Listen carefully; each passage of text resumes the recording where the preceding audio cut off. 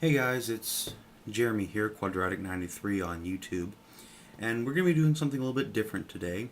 Rather than uploading a actual session video, I'm going to summarize the entire arc that has come before, that being Arc 5, Exania, the Heart of the World.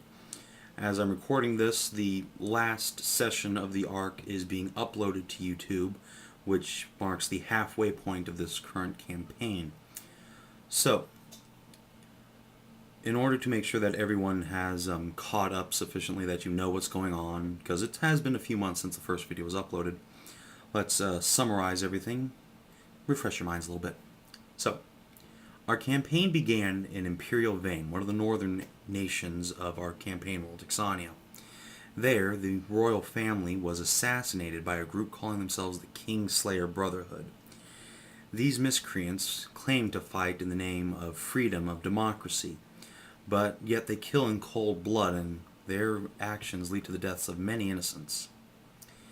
As they do this, our campaign shifts southward to the kingdom of New Hadron, where our heroes make their homes. Here, King Cairn de Hadric summons his son Roland and his friends Talman Noctis and Brecken, a priestess of the Circle, and together they are told to flee northward to the Highbarrow Province of the former nation of Heartland, as the actual royalty goes to fight a group of orcs and dark elves called the Southwest Alliance. As they and a fellow protector named Vera Bardell, a member of the King's Special Service, go northwards to the Heartland, they are ambushed and waylaid by a group of Kingslayers led by Rhea Brangard, also a player character. Though the heroes narrowly survive, they manage to capture Rhea and force the other Kingslayer in the group, Bryce, to flee. With her in their custody, they make their way to Salvage City, here in the north. There they meet the former Queen Morona, now a duchess in the kingdom of Nahadran, and her daughter Kiera, to whom Roland is betrothed. However, they do not have the chance to settle in at Salvage before Morona is poisoned by the Brotherhood, and the heroes are forced to search for a cure.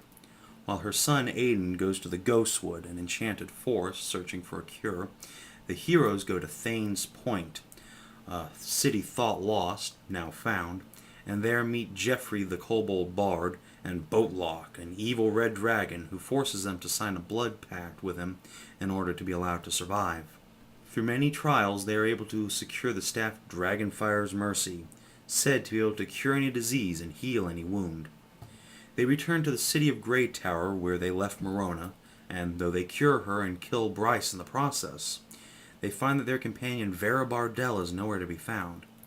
Searching for her, the trail eventually leads to the Shadow Tree, a fortress once thought abandoned, now occupied by the Brotherhood. They have their first run-in with the White Raven, leader of the assassins, and are forced to flee.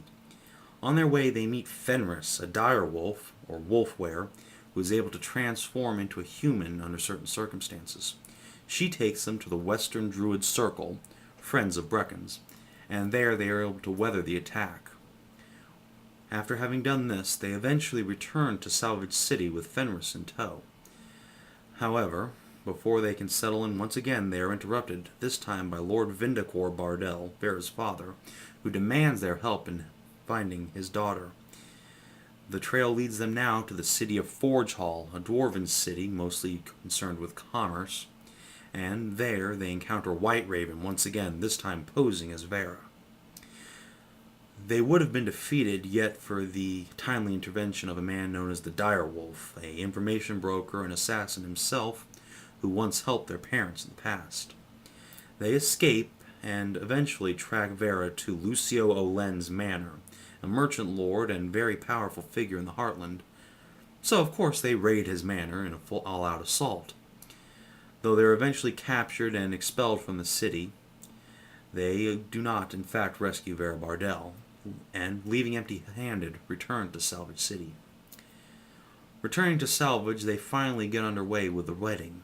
The heroes compete in tournaments, jousts, etc., leading up to the eventual ceremony, and in the process, King Cairn himself arrives. As Roland and Kiera prepare to be wed, the White Raven and other assassins attack the wedding. King Cairn is killed in the process, and the heroes are knocked unconscious by Idmos Powder, a favorite of the Kingslayers.